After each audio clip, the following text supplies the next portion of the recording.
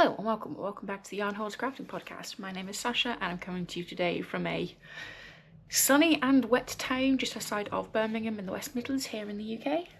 This is episode 67 of my little crafting podcast where I talk knitting, crochet, sometimes sewing, fusion crochet, a bunch of other crafts, sometimes jigsaw puzzles, diamond paintings. We are very multi-craftual in this household. So, yes. So today I have a finished object, half finished object, new cast on, and a general whip. There is actually only 3 whips, which includes the half finished object. So I'm going to start with my first finished object. Now, you have not seen this as a whip. I worked this up over the course of about 2 evenings. I'm now going to show it to you.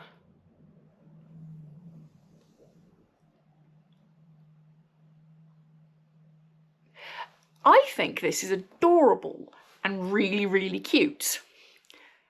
I have been informed that this thing is creepy, because apparently the eyes look as though they're trying to stare into your soul and rip it out.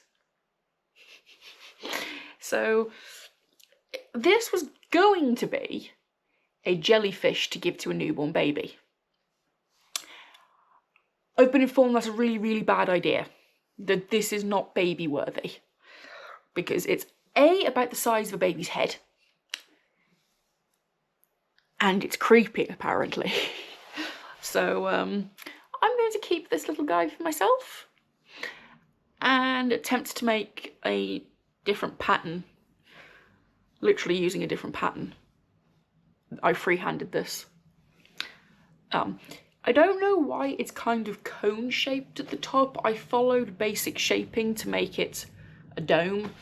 But yes, this.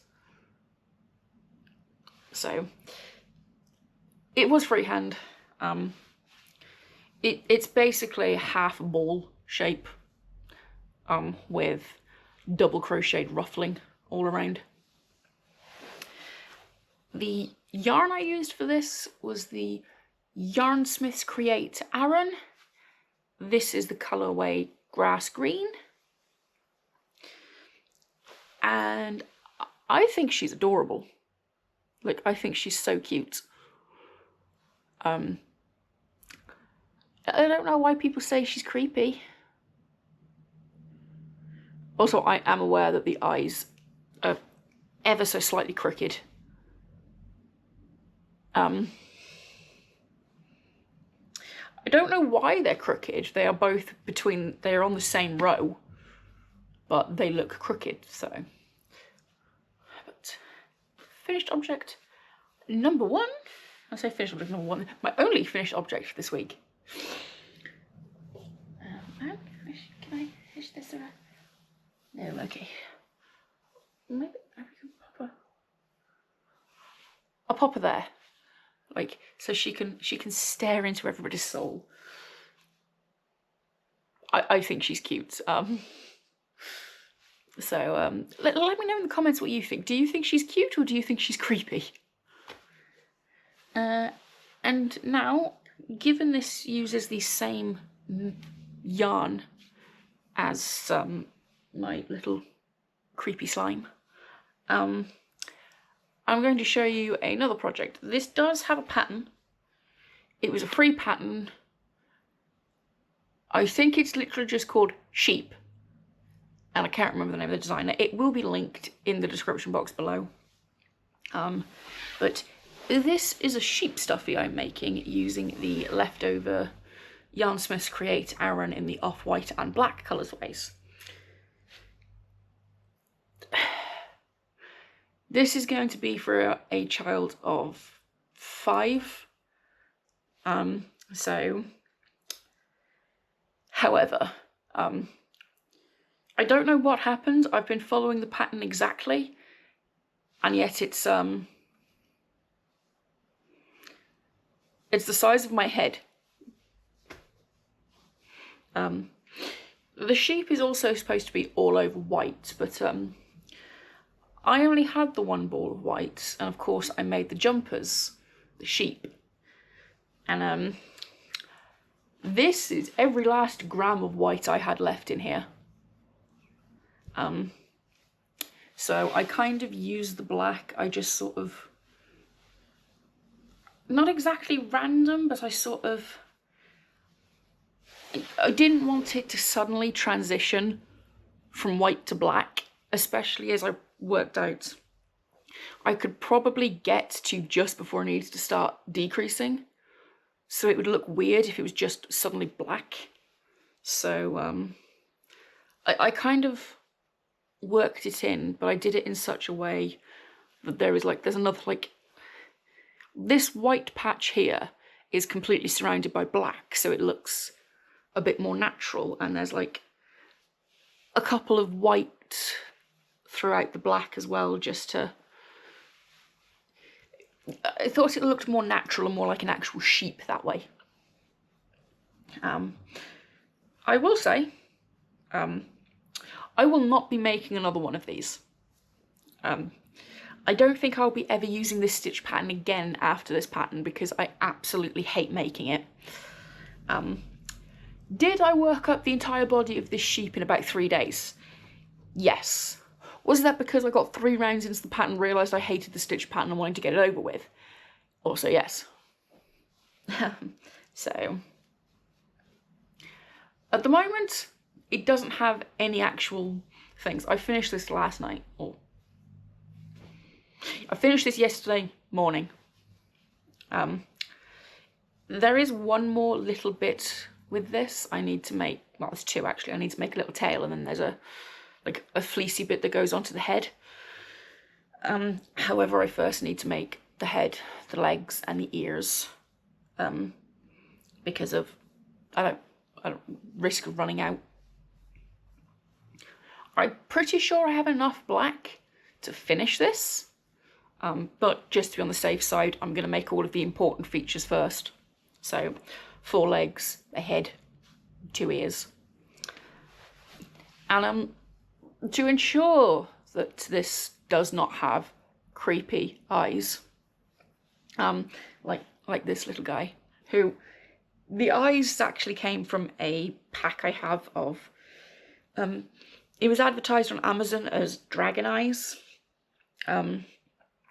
which I've had now for like 4 years. I bought it because I needed a big eyes for one project, and I've just had them lying around ever since. So that's where those eyes came from. But to make sure the sheep didn't have terrifying eyes for a child, I went out and bought some giant sew-on googly eyes. So, because googly eyes can't be creepy, especially on a giant sheep. So this sheep is almost twice the size that the pattern says it should be. And I don't understand why, because I've used the same hook size, I've got the same yarn size, technically. I'm pretty sure Aran and Worsted are the exact same, which is different names.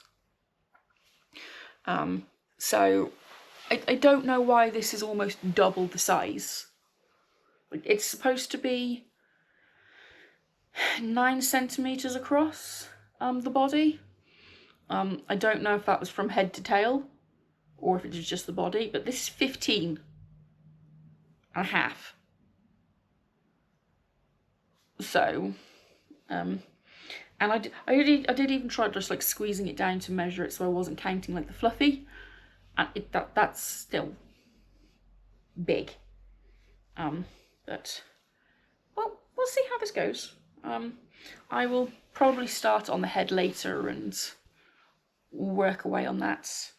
I do kind of need to get this parcel shipped off by the 1st of September, so this is going to become a priority. I mean, having read the pattern for the head, the legs, the ears, like, it shouldn't take me that long. The only thing is it's going to be working with all black yarn, so it might be a have to work on the daytime kind of thing, so, but sheep. So it's also, its current state is really nice just to go like this. So yeah. And now on to the other two whips I've been working on. We shall start with the one that's a half finished object, which you saw last week and it was like so close to being finished. So I shall start with the yarn I'm using, which is the Stylecraft Head Over Heels in the colourway Nativity. It is a Christmas yarn. It's 73% superwash wool, 25% polyamide, 2% polyester. It does have a sparkle running through it. And this is sock number 1. When you saw it last week, I was here. So I had like 10 rounds, if that, to go. So half a finished object. I believe people call it a hoe. And then I have been working on the second sock.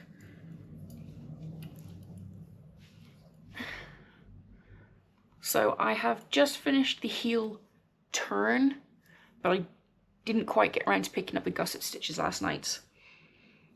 So this is being knit on a 2.5mm.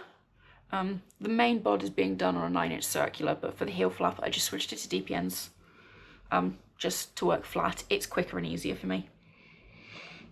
These are 64 stitches, and they have 20 rounds of 2x2 rib, 65 rounds for the leg, heel flap, gussets, and then I do, these ones are 64 stitches from pick up to the start of the toe, and I just do a basic wedge toe.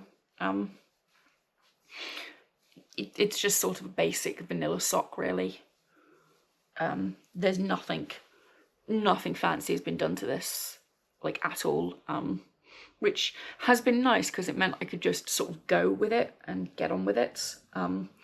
I have kind of been focusing on smaller projects this week, as all of my projects kind of show. I mean, I suppose you could class this as a big project, but I've been working on smaller ones, which I know doesn't really take much off the yarn totals, and I kind of need to make a big dent in it.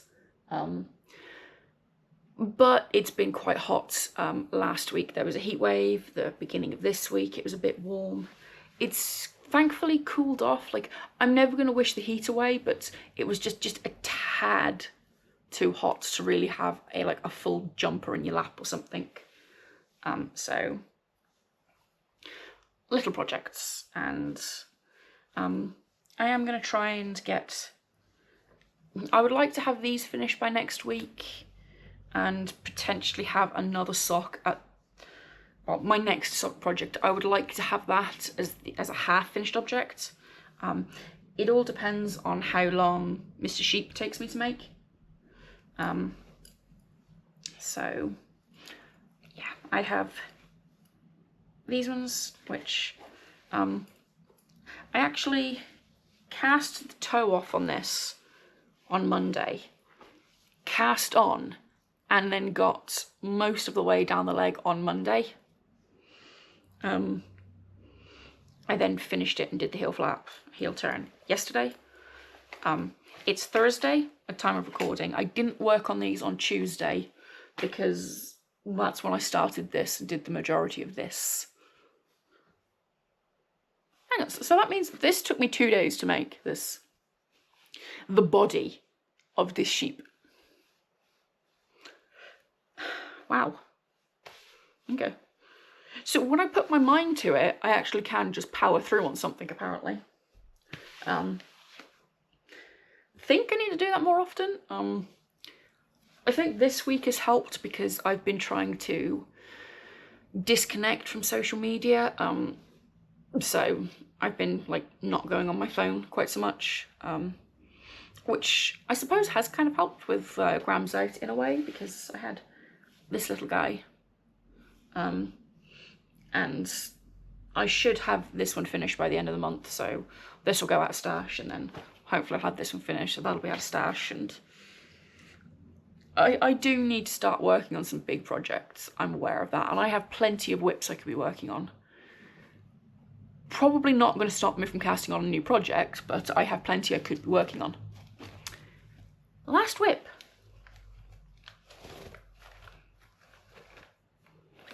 So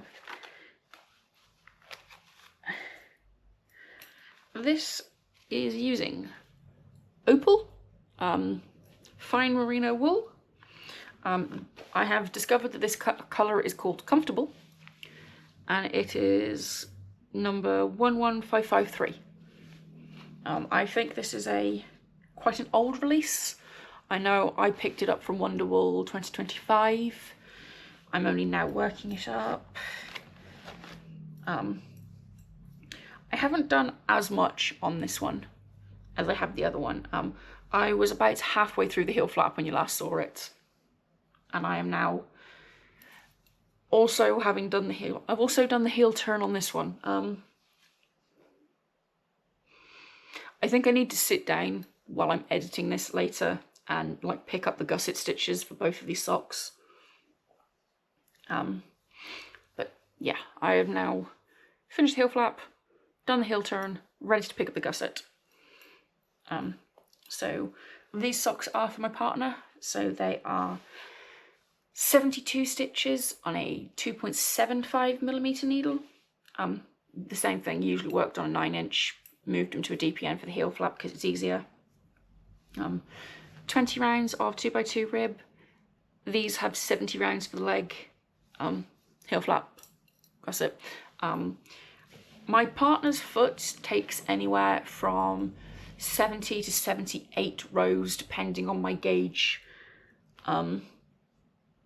So I generally measure, I don't think I've ever said this, I do generally measure the socks each time, or at least the first sock each time, but it's usually around the same. I think my partner's is the one that varies the most, probably because different gauge anyway. So there's that. So that's all I worked on this week. I actually don't think I've actually touched anything else. I have not even worked on my blankets, which I only show when there's significant progress, like I'm changing the ball. But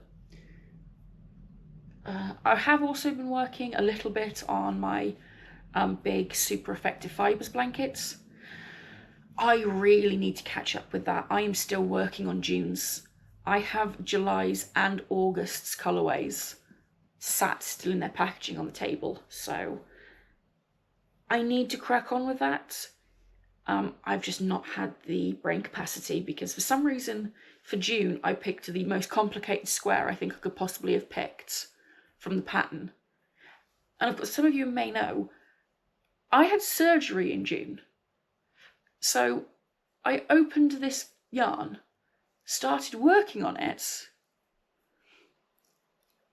and then recovering from surgery and everything, I didn't have the brain capacity for the complicated pattern, and now I haven't picked it back up.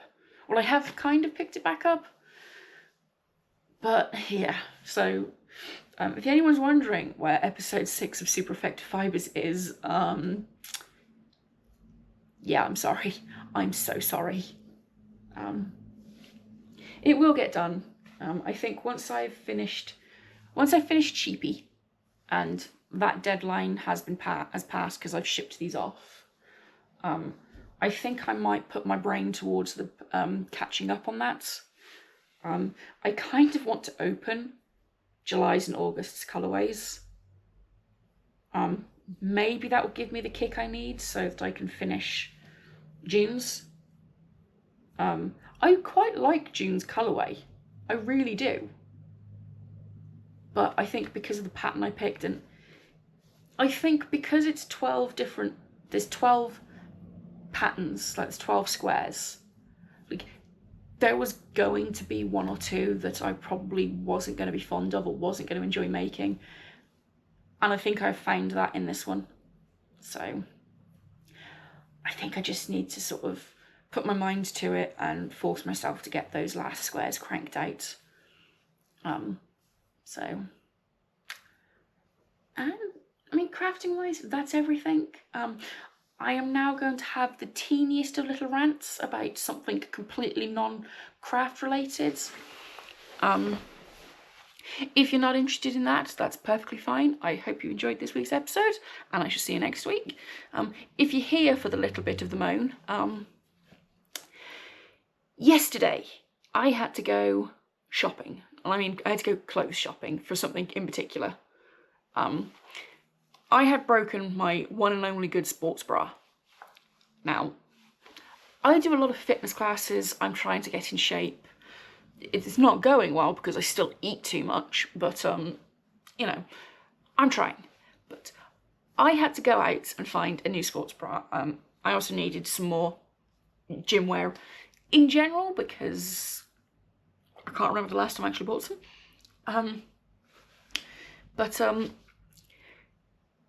I have a to be honest, I don't think it's that unique of a problem. But when you're going into sports shops, apparently it is. So I have quite a large chest, but I have quite a narrow band under that. Sort of, there is about 8 inches difference between my full bust and my under bust measurement. So when looking for sports bras, I can't just go and buy a standardised size. And the reason for that is, in order to fit my girls into it, it would need to be going by a certain company's, which I won't name, going by a certain company's bra sizing. I would need an XL to a double XL to fit the girls in. But my chest measurement is a medium. Like here. And the one shop I went into, to start with, it was a bloke, which there are some guys out there who will like get it, who do their job well, who they work in specifically a sports shop, would know. But I asked, there was no females around, or if they were busy in the back having a chat, so I don't know. But I asked the bloke, I'd ask quite nicely, like, hi, just wondering, do you have any specifically cupped sports bras? So, a sports bra that's actually got some cup sizing to it. And he was like, no one does that. No one does cupped sports bras. It's just standardised sizing. I was like, yeah, but that's not going to work for me because of the difference. Oh, no. Go with this one. And, of course you pick, the most expensive bra there, sports bra. Which, I've got no issue paying for quality, but I'm not going to buy something that doesn't fit. But he was like, yeah, just try it on, it'll be fine. It'll fit. So I go into the cubicle with this bra I know for a fact is not going to fit. And I try and squish my girls into the medium because, he said it'll fit. Didn't fit. Could not for the life of me get the girls in. So I got the large out, because I'd taken both in, and tried squishing my boobs into that. And I managed to get them in. I was like, okay, now I'm going to do the test. I jiggled and they popped out the bottom. Why? Because the bottom doesn't sit flush against my chest because it doesn't fit. It's too big here and not big enough here. But I hate clothes shopping. I hate it with a passion. I am currently down to 3 pairs of jeans. I have worn through them. I have repaired them into oblivion. The bit between my thighs, I have chunky thighs. They rub together, when I walk, and I do a lot of walking. So I work holes into the inner thigh of my jeans all the time. I have repaired them into oblivion. They are more repair than jean at this point. I hate clothes shopping, and I'm getting to the point where I've got to go clothes shopping. And this standardized sizing is really, really, really starting to piss me off. Like, I'm sorry, I will insert a picture here of what I look like standing up from a distance so you can kind of make out all of me, okay? I am almost 6 foot tall. I am broad-shouldered, and I am big titties with a big ass, okay? Like I always make the joke, like, it's my biggest asset. Literally, it's my biggest asset. Okay. Standardized sizings don't work. I have a really long torso. I have quite long legs because I'm tall. Like, not as long as some people. I'm not like one of these 6 foot people that's all leg. So, you know, standard sizing doesn't work, okay? There needs to be a broader range. Like, if you're gonna make a t-shirt or a dress or something, okay, let's take dresses, for example. Small, medium, large, extra large, XXL, like, you know, you can say, oh yeah, we're size inclusive, but if you've got a cup size that's meant for a freaking C, like, you know, of this dress, it fits up to a C, like, you're just completely missing out, like, 90% of the population, because, you know, standardized sizing doesn't work. It just makes it really, really difficult for 90% of the population to not find clothes. And, you know, I would like to look pretty. I would like to feel comfortable and confident in what I am wearing. Unfortunately, I don't feel pretty or comfortable and confident in what I am wearing because it doesn't bloody fit. And, yeah. Okay, mini rant over about clothes and shopping. I'm sure nobody was interested in, but yeah. I am trying to learn how to make my own clothes. It's not actually going very well, which is why you've not seen anything. I have completely butchered 2 pairs of trousers and a top so far. But yeah. So, but I shall leave it there for this week. I hope you all enjoyed this week's episode of the Hoarder's Crafting Podcast, and I hope to see you again next week. Bye, guys.